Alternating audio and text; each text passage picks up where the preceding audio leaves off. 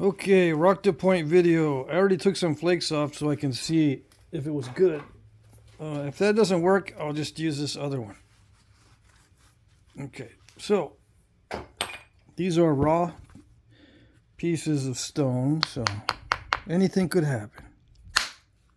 But so far, it feels like high quality stuff. And yeah, picked it up alongside the road.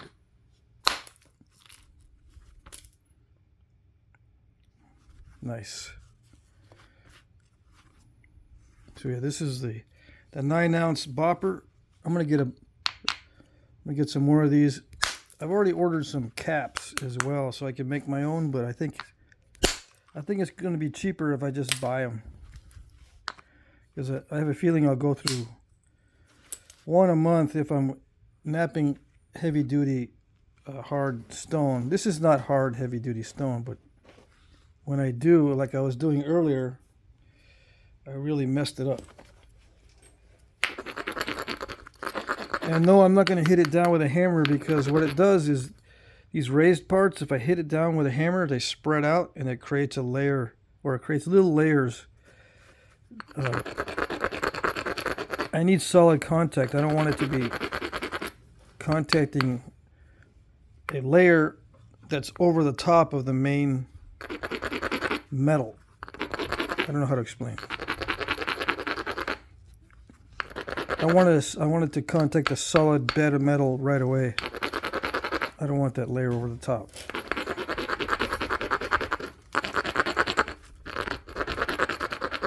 So if it wears out and wears thin, that's okay. I'm just going to get another one.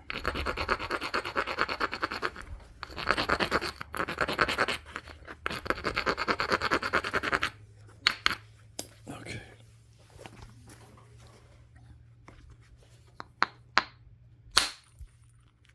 Yeah, I'm going to save all these flakes here. These are awesome. We'll see how it is in the center. That's the trick, is knowing if it's going to be good in the center or not, and I'm not that good at knowing.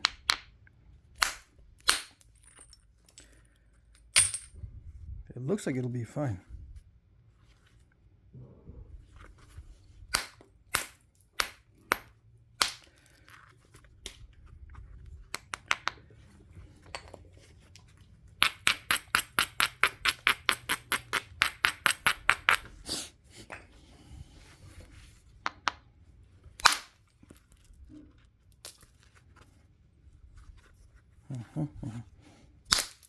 Yeah, looks pretty good.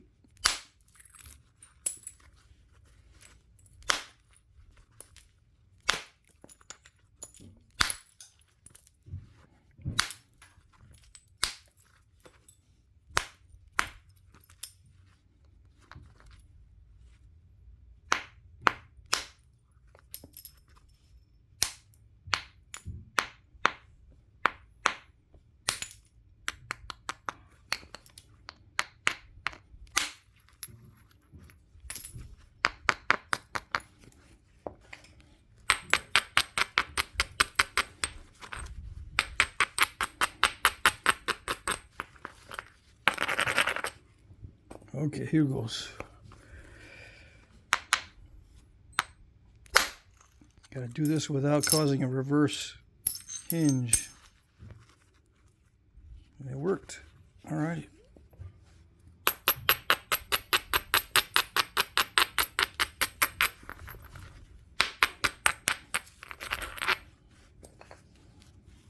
Do the same thing on the front. Let's see it.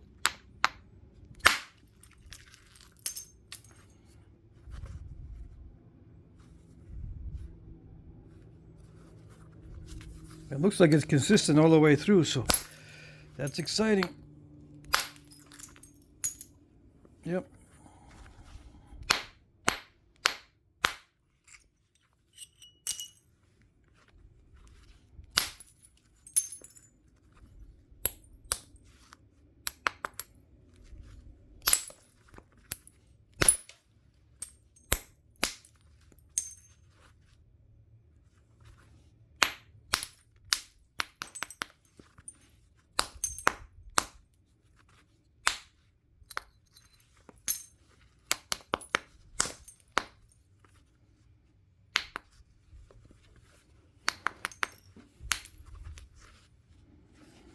Okay, so what am I going to make from this? I don't know.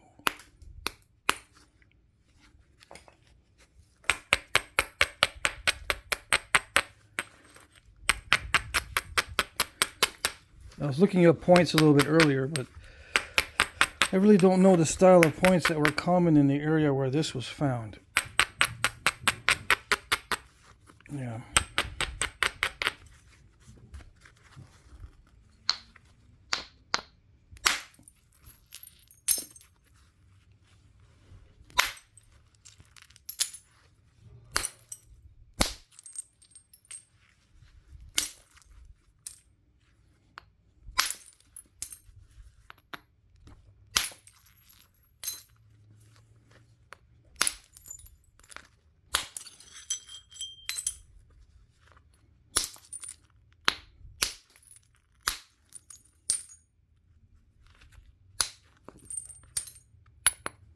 Yeah, it's so nice when there's nice material to work with. Oh, yes.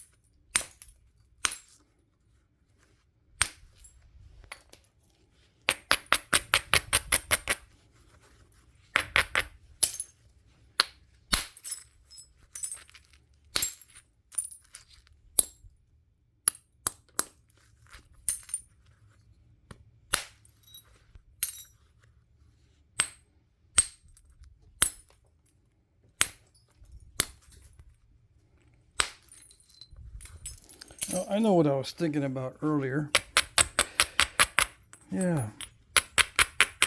I was thinking about that expression that says, play stupid games and win stupid prizes, right? So I was thinking about that in terms of Flintknapping. Nap stupid stone and you get stupid points. That sort of thing. Yeah, so let's say you're a good napper and you're napping really cruddy stone. It looks like you're not a good napper because the stone isn't cooperating. So just, just an observation. It does affect the way it looks when you're napping really cruddy stone. It looks like you don't know what you're doing. And the same holds true with artifacts. If it looks like it's a badly made artifact, it could be that they're just working with very poor stone. Could be. Unless you actually chip the artifact to see what kind of stone it is. Lately I've been chipping on artifacts that are flakes, utilized flakes that have been napped by Native Americans in this area. And I guess, I would say 4 out of 5 pieces that we find are high quality raw stone. Even though the piece might not be all that all that sophisticated because I've been napping little scrapers and stuff. But yeah, I would say 4 out of 5 pieces are made from high quality stone.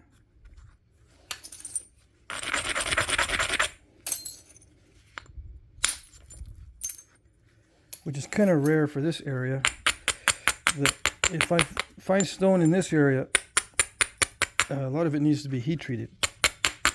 I would say most of it needs to be heat treated.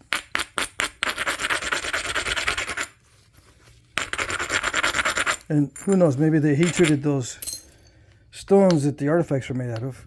It's hard to tell. But what is not hard to tell is that if I nap a scraper, for example, it's usually good quality stone, either heat treat or good quality raw or high quality raw. Yep. All right, I'm reaching the limit of what I can do with the bopper. Yep. Once I start getting step fractures and crushed edges and all this other stuff, yeah, switch over. Should probably make it more narrow too, but one of these days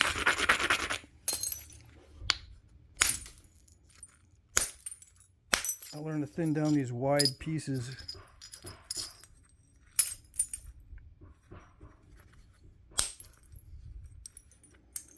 Make some wide points.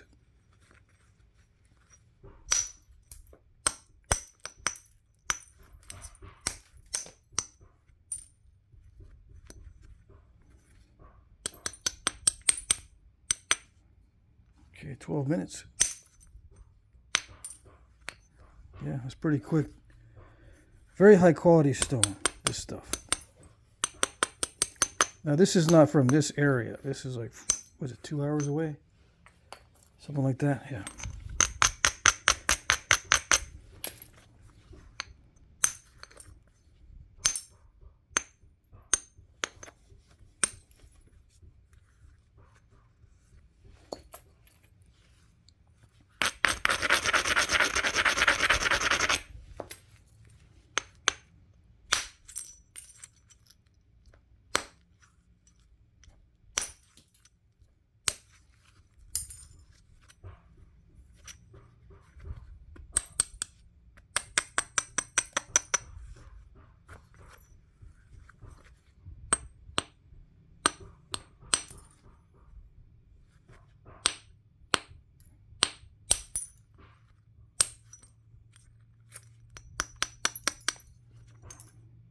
Could make a Laguna out of this one.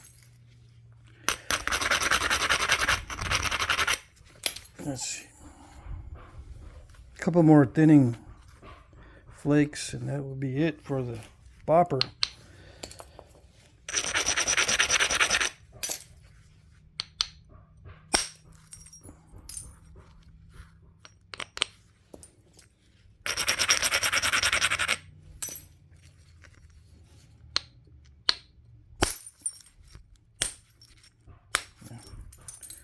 That didn't work too well.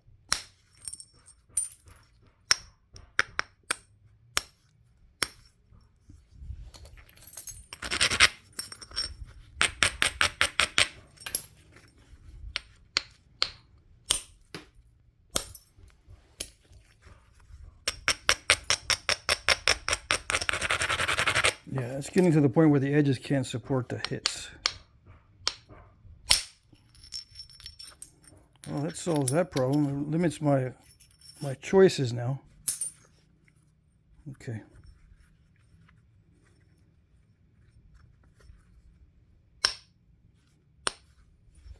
That's like a reverse overshot, right? I don't know what...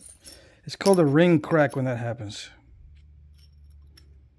Now, there's no defect in the material. It's just one of those things. Unless that was an incipient crack right there. Right here. Was that the previous hit? Let me look at this. The hit there.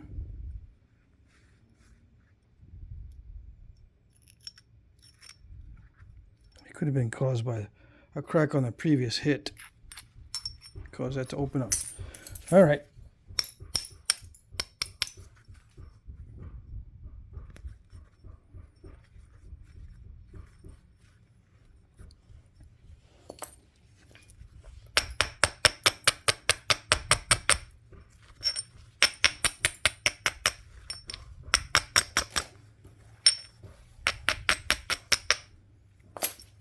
Let's see.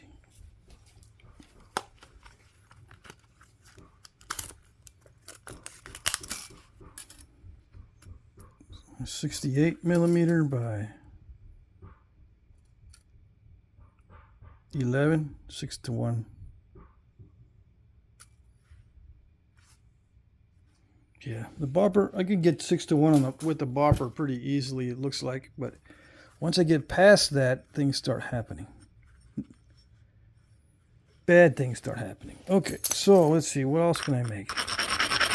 It's already too narrow for a Laguna. Let's see.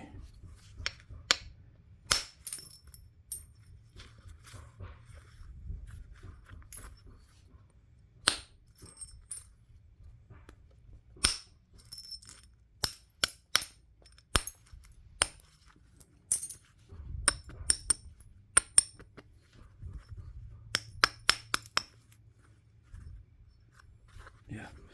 Let's stop with the bopper. Now, I could go to a smaller diameter bopper, yes, but for some reason I don't have very much success with the smaller one. Maybe I'm just not used to it.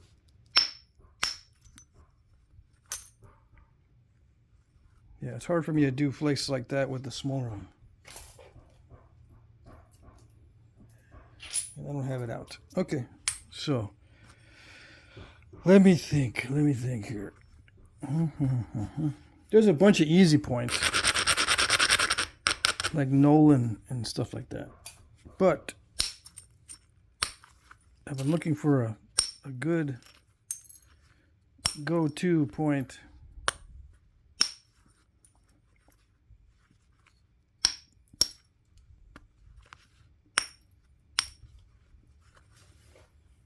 Let's see.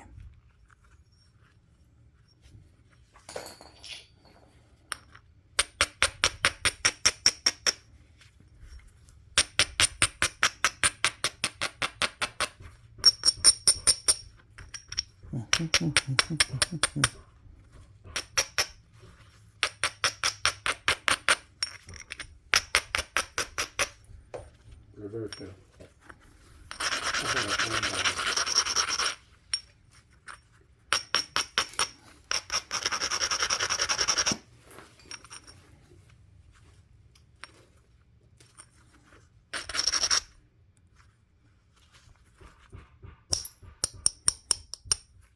Yeah, it's already too narrow for an andice as well. That's what he said.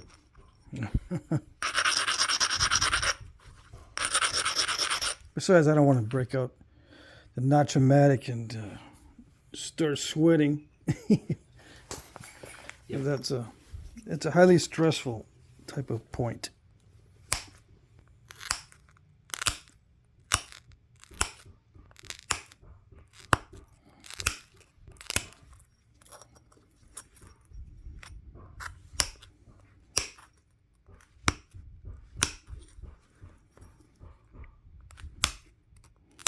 So Nolan is variable. Some of them are crudely made and some are extremely well made. That's what it says in the book.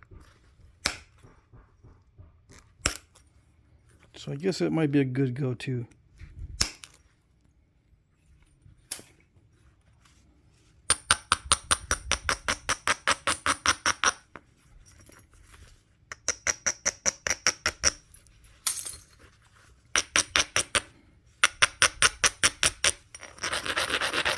So basically what I'm seeing in the book is a lot of bold flaking on the Nolan, and it's probably quite thin. Let's see.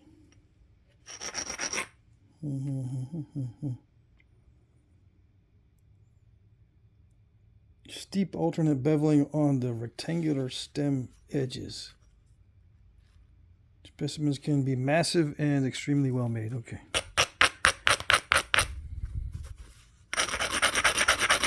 So it's alternate beveling on the stem edges. Okay, the stems, yeah. Yeah, I knew that part. Okay.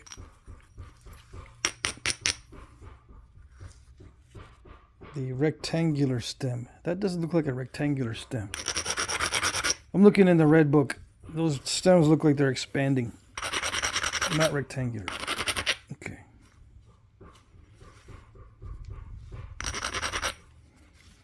All right, so just go as thin as possible and put in the stem.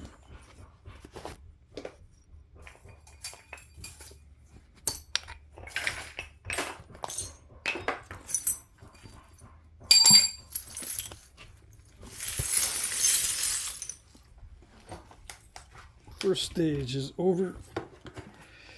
Now it's the thinning stage where I go past 6:1 and try to make it thinner than 6:1.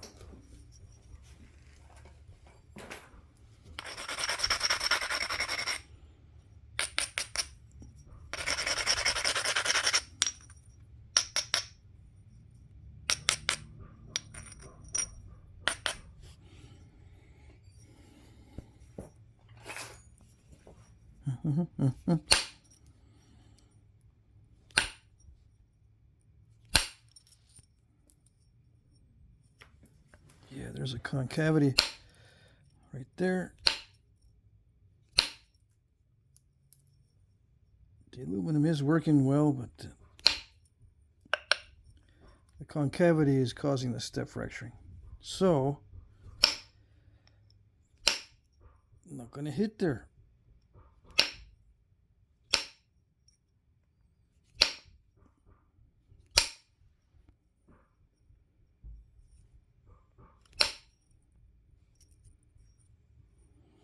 What I mean by the concavity, it's already scooped out a little bit right there. That's why it caused that step fracture. Okay, so let's see what happens on the other side. Nope.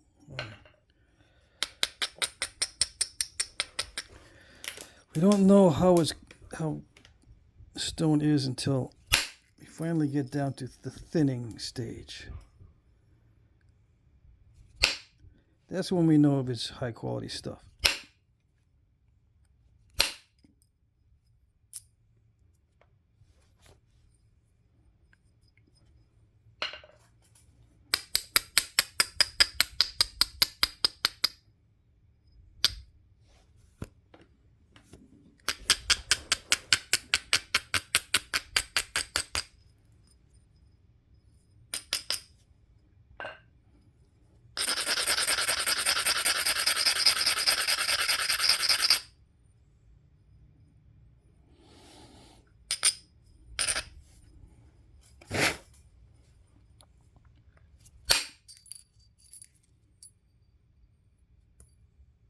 Yeah, there's no crushing, so it looks pretty good.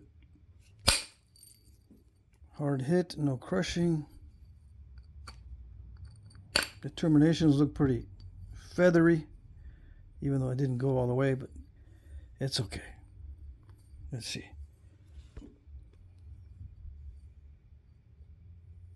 I cut myself. That's an old place to cut myself. I used to cut myself there all the time. It's been a long time since I've done that. Okay.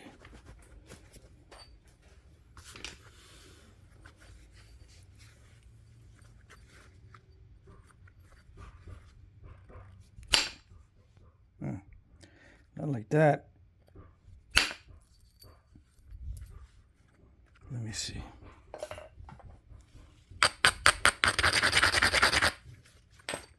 Okay.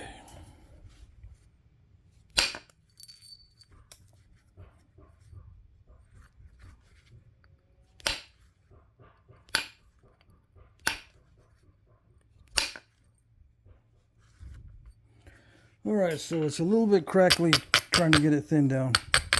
And I know some people are going to say, well, it's just not good edge preparation. No, the edges are really good. Strong, and they're set up well. It's just that I'm trying to hit inward too much. And it's not able to handle that inward strike. So it gets crunchy.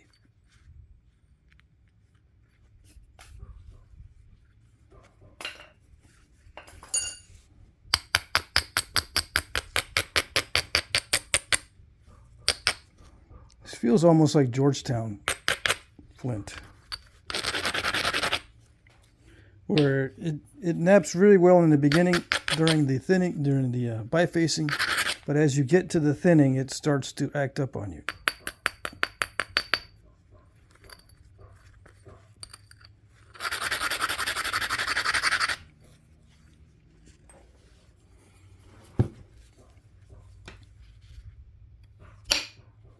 Yeah, see, and if I reinforce those edges a lot, it's not responding to the flaker.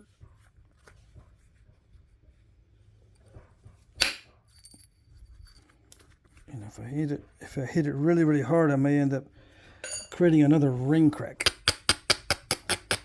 because it pulls into the stone. It pulls the stone down too much and causes that ring crack.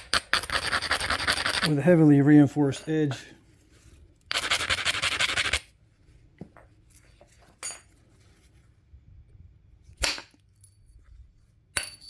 it's falling short. Yeah.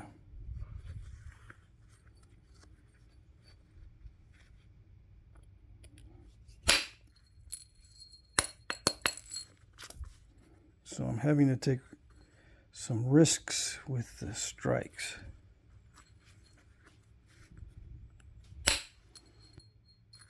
The cure for that is just don't go thinner than 6:1. Yeah.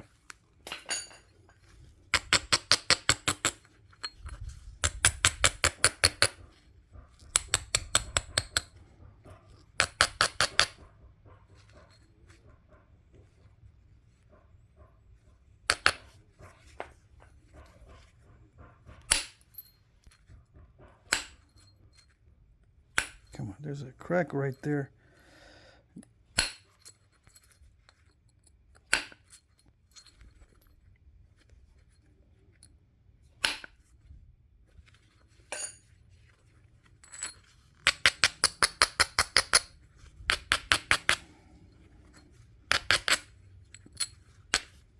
Alright, so yeah, I'm just going to damage control the blade until it gets to where I like it, and then I'll put in the stem.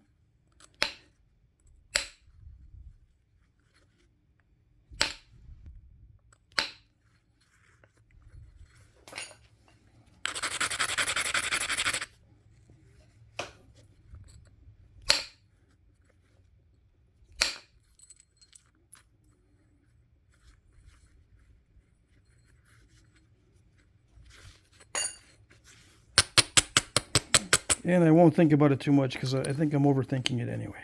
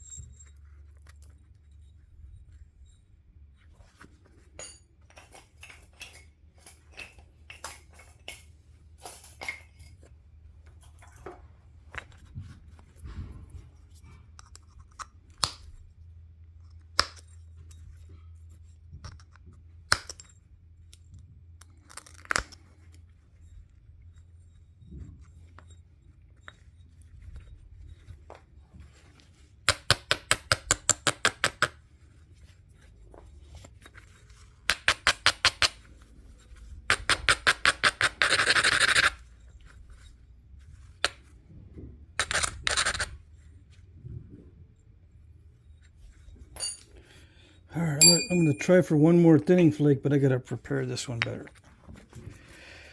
Okay.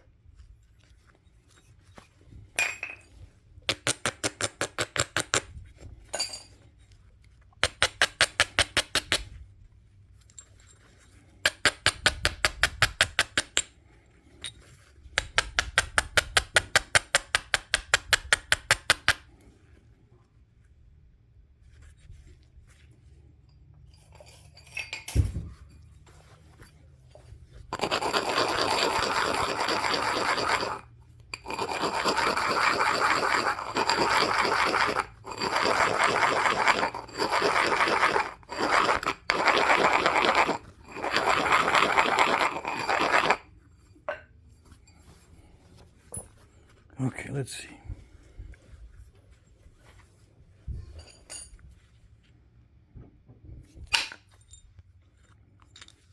Yep, they went where I wanted, but just not quite far enough. But let's see. And I already reached the 30-minute mark, so I'm going to do the rest on the next segment.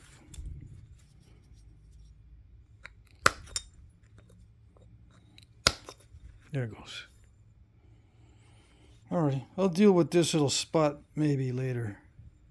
I can probably get it from lower here. If I can't, I'll just leave it. But yeah, that's the first stage. And let's see. Not the first stage. The first stage was the bifacing. The second stage, the thinning, is pretty much done. 55. And it's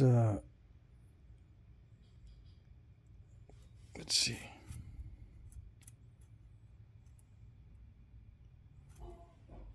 Well, it ranges between 5 and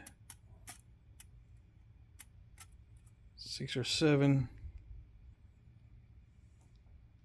6 millimeter. 6 millimeter by 55. What's that? 8-to-1.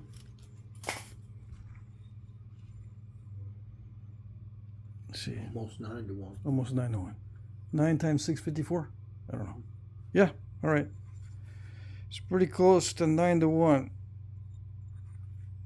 There's some bumpy areas in there, so yeah. Okay, we'll continue it on the next segment. That's it.